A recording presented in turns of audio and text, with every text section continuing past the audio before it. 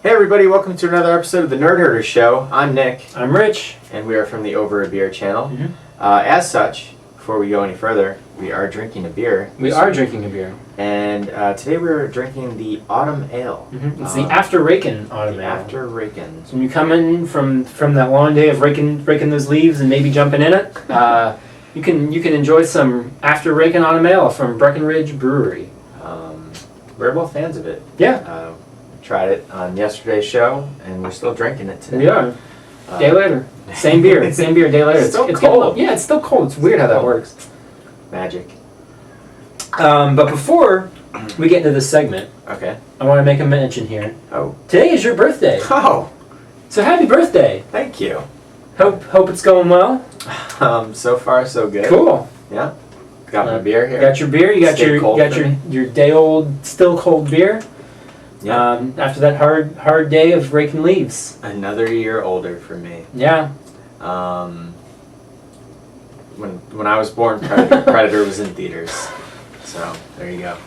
That's as close to alien talk as we'll get on this episode. Hopefully, we'll see. It could take that. It could crop up. Yeah. All right. Yeah. Thank you. Happy birthday to me. So today's episode, every Tuesday is what we've been up to in the past week. So why don't you go first? What have you been up to, Rich? I've been up to a whole lot. Okay. I've got two things to talk about today, which I haven't up to a whole lot of two things, but they're really some of the same. The first thing I want to mention is a game that I've been playing. Both of them are going to be games. Okay. First one is not the game you were probably thinking that it's going to be. I played a game this week called Emily is Away. Have you heard of this? No, I saw you post about this on Facebook. I had no idea what you were talking about. So Emily is Away. It's sort of a coming-of-age, text-based adventure game that takes place entirely through a simulated AOL Instant Messenger chat. So it's available for download, PC, Mac, Linux, emilyisaway.com.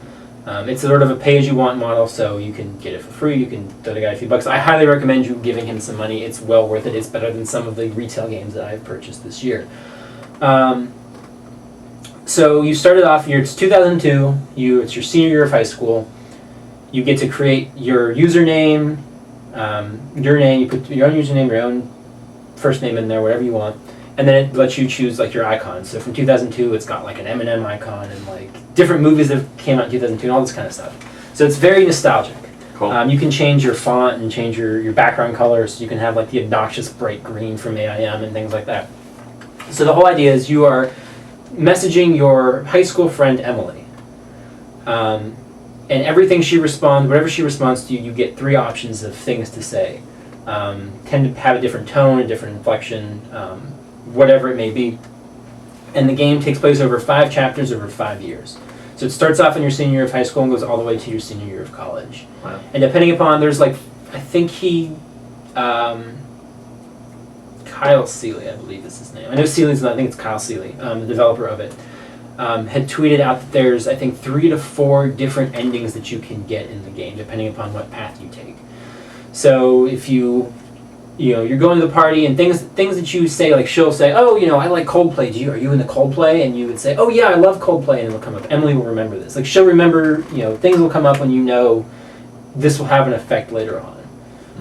Like you have plans to go hang out with somebody, and you ditch those to have plans with her, and it'll say, yeah, you lied to somebody, and that may come back to bite you later on, depending upon what path you take.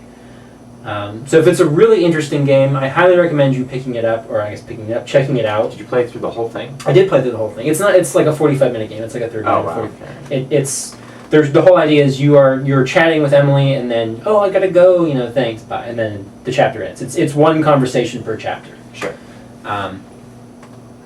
It definitely captures the nostalgia of being on AIM, chatting with a girl on AIM. Whether you're interested in her or not, you can get the whole, Emily is typing, Emily is deleting, Emily is this, Emily is that. So you're like, is she typing? What's she deleting? Like you're basically talking to kind of a bot, if you remember those from the AIM days.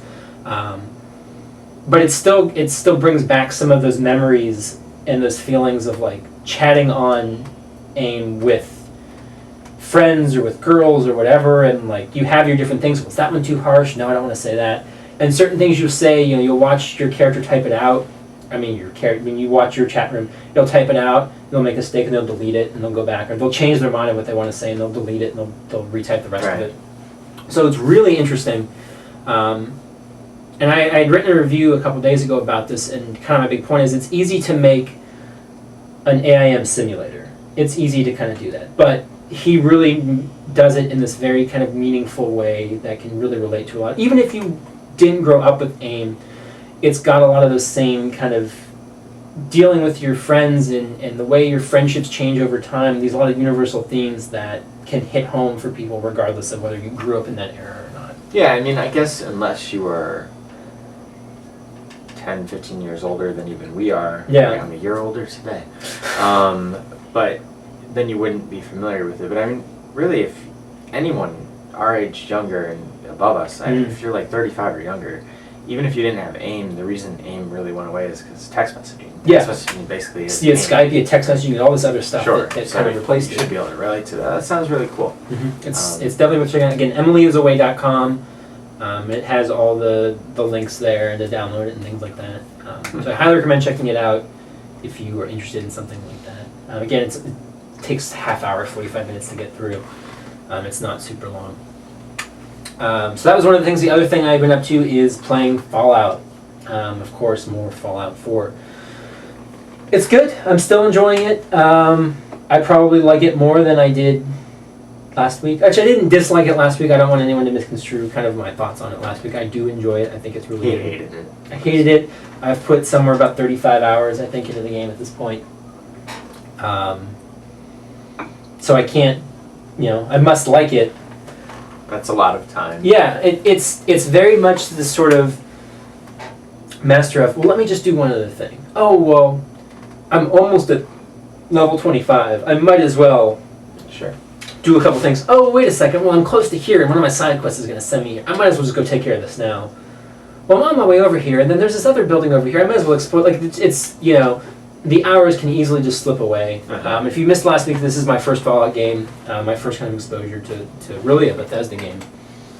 But I'll be traveling to one place and I'm like, what's in that house? I'm gonna go find that out. Oh, there's something to discover over here. Well, I can get experience if I can discover that. I'm gonna go walk over there. Oh shit, there's things to fight. Well, okay, I'm gonna kill this thing now. So just next thing you know, I was playing last night. I probably started around 7 or 8. Next thing I know, it was like 3 o'clock in the morning. I mean, that's definitely a sign of a good game. Like, yeah, you can't just do that. Sure, I really like it. I do. I think what is holding me back from it being like, wow, this is going to be my game of the year or something, is maybe the story of it. Because, I mean, the story it's pretty basic. Spoilers if you don't want to know. I'll give you a second. She's going to find her son. You wake up after the bombs have dropped into this wasteland, and you're trying to find your son. And that's kind of the framing device of this, up to hundreds of hours campaign and whatever. So it's not, that part isn't, it's interesting, but it's not as interesting as something, like a game you're playing right now, The Last of Us, that I'm, could say, wow, that's definitely a game of the year, or a game of whatever. So I think that might be why it's not quite catching me. But on the flip side of that is you almost can kind of make your own story. Like I was talking to one of our other Overbeer founders, members, about it today, and I was telling him, I went on this mission, and I did this, and I found this, and oh my god, then this happened, and he had something else different to tell me. So it is sort of that building your own story and adventure around it. It is. It's what you make of it. Yeah, exactly. Which can be great, and that's part of the benefit of the new generation of consoles. But I think that there is still, I think, something great about the other side. A structured game like Last of Us, where you're going to see what they want you to see. Yeah, there's occasional times when you talk to a character, and if you don't do that, you don't get that experience. But something about that creator showing you what they want to see, that self-contained story, that you can gain something just as rich and interpret it totally different than someone else too. There's pluses and minuses, and maybe at some point we should have like a greater conversation about, is there one that's better than the other? Is open world better than a linear story? Because there's definitely times where I'm, we've gotten a lot of open world games this year, and there's definitely times this year where I've been like, I just need to play something. It's going to take me 10 hours, 12 hours, straight through. It's a complete, full story, whatever. This is what the creator wants me to see, and I'm going to play that. And I'm going to be done with it in 10 hours. Like, there have been a lot of times this year where I'm just ready to sit down and do something like that. To a point where it almost becomes refreshing. Like, that's why I'm enjoying playing Last of Us. That's why I love playing Until Dawn. It was like, it's almost refreshing to have a shorter experience that's more story-driven. Mm-hmm. But there's definitely a lot to appreciate about open world games. Oh, absolutely, and there's definitely a lot going on in fall. But yeah, we should have that conversation at some point. Stay tuned for that. What have you been up to? That's kind of all I've been up to. Right. I mean, 35 hours a game. What else did you have time for? Not a lot. Yeah. So, all right, a couple things. I actually have not been up to very much this week, it seems. Okay. But a couple things I wanted to catch people up on. I'm caught up on Walking Dead. Okay. I'm not, so no spoilers. What we should say is, I'm caught up, but I haven't seen the Sunday of the one that you're watching right now. Yeah. So you're watching the Sunday, Tuesday. I have not seen that Sunday's episode yet. But I've seen the last episode we talked about, heavily involved, no spoilers for anyone, but a very pivotal character in Walking Dead might or might not have died. Mm-hmm. And so I've seen 3 episodes past that. And you have not watched. We had a big conversation about that episode. Yeah. About kind of the season so far. About how we're really digging the season so far, and it's one of the stronger ones. And you have not watched an episode since, so why is that?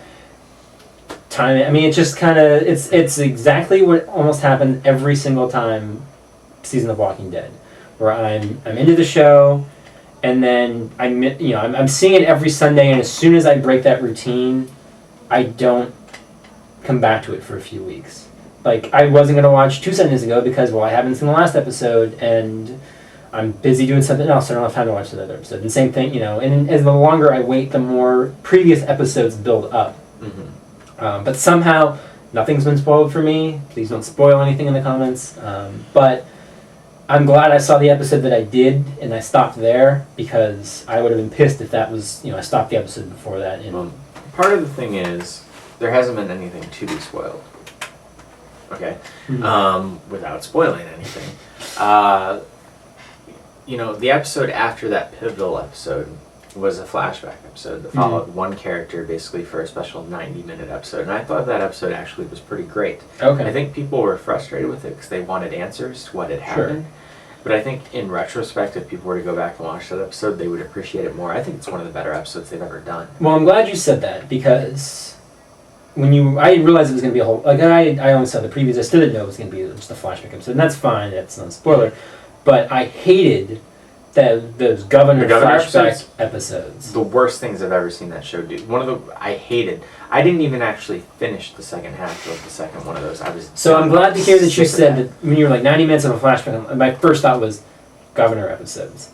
So I'm glad to hear that you said that it was one of the better things that you've seen. It might be because that is a show that it's hard to differentiate episodes. In fact, one of the only examples of when you can just think of like a specific episode is those governor episodes, because they're different than what you would always see. Either a flashback episode like that or like the death of a character episode. Sure. Those are some of the two. Everything else just sort of blends together. This one, I think, if I were to just look back and rank episodes, it might be one of my favorite episodes of the series. Wow. Legitimately. It's a great episode. It's wonderfully written. It has a new character in it that I thought was great. Perfectly handled. And then the series has basically, since that one, had basically 2 episodes of kind of the things that I don't like about Walking Dead. Okay. And I guess it was only natural to revert back to some of that. But I thought that the momentum that this season was having in basically taking place over the same day, was going to prevent some of that, and it hasn't. Okay. I think that if this show, it's so massively popular, AMC will never do it, but if it could cut back from doing the 16 episode seasons that it does now or whatever and go down to a 12, it would be so much stronger. They're not going to do that, but we'll see. I have a feeling that, again, you're watching this on Tuesday. The one that you guys have probably mostly seen, I think should answer a lot of questions that people have had, because they can't drag it out anymore. But It's The Walking Dead. The 90-minute episode I thought was really good. You should check that out, and then just know that you're kind of in line for a couple of filler episodes almost. Okay. But anyway, that's Walking Dead. I also wanted to quickly, one other show, catch people up on. I've been DVRing Supergirl. I know I talked about the pilot of that show. Yeah. I watched the second episode finally. Let it build up a little bit. I watched the second episode just the other night, and I really liked it. I think I liked it more than the pilot. Okay. There's a lot of more character development, and there was a really good fight scene between Supergirl and someone else that I was pretty impressed with. For television, it was pretty cinematic, pretty good, and it had instantly more drama because it was her versus somebody who meant something to her. So that show's good. We'll see. There's been, I think, 4 episodes now, so I'm going to catch up. And Supergirl so far has been pretty good. Still doing pretty good numbers also for CBS. Great. The final thing, I haven't been up to it because I only just got it. Okay. I thought I'd announce it today. Next week I'll give thoughts. But today I was able to pick up the deluxe edition of Star Wars Battlefront. So I will be definitely checking this out, playing it all week. Check back next week. So Cool. this is the deluxe edition. Still didn't get that mini fridge version. Didn't get the mini fridge. Didn't get the new PS4 with Darth Vader on it. Slacking as a Star Wars fan. I like the stuff that's on my PS4. You get that. No more PT, right? It's true. You could sell it. Could. But I don't actually know what's different about the deluxe edition from the regular. I know you get like early access to the Battle of Jakku, which is like the episode 7 level of the game. And then it did come with a poster, which I thought was pretty nice. Let's see here. The right way. So it's a 2-sided poster. That's cool. Got a stormtrooper there. Pretty neat visual. And then on the other side, you have the same cover. That's cool. See that? See, I didn't notice that on the cover. That you actually have like the stuff going on in his eye. That's really cool. Yeah. So a pretty sweet poster for free. Yeah. Now, is that just for pre-ordering it, or can you? Honestly, I have no idea. I didn't know it was Okay. coming. I went and got the game, picked it up at a GameStop, and then I was about to leave, and they're like, "Oh wait, your poster!" And there was like a girl who was working behind the counter whose only job was to give people the posters, and she's like, "I was supposed to give this to you. You're gonna get me fired." And I was like, "Oh, sweet, thanks." I don't want to get you fired. I guess I'll take a poster. Like she wasn't a cashier. Like she was literally there to give people posters. So anyway, looking forward to Battlefront, and I'm definitely looking forward to talking with you about it. Yeah, I know something. I want to know your thoughts on it because I won't get into it because we talked about it. We'll talk about it next week. Yeah. But I'm very interested to hear what your thoughts are on it. Definitely. So stay tuned for that. But that's what we've been up to this Yeah. week. So that's it for today, I guess. You can find both of us on Twitter. Yep. I'm at Stonks. I'm at Rich Belson. You want to go through the whole thing? Sure. You're like down pat now. Yeah, sure. You can find us on Facebook at facebook.com/overabeer. We're both on Twitter, like we just said. You can also find the channel on Twitter at oabeer_official. If you're watching this video on YouTube, which you probably are, that's the only way it's actually up, please like it, share it with your friends, and subscribe to the channel. I would love to give you a channel URL for YouTube, but we don't have one yet. We need 100 subscribers, so if you could, like I said, subscribe to the channel. If you want to email us, you can also email us at overabeerofficial@gmail.com. That's all I've got. That's really it. Cool. All right, thanks for watching. See ya.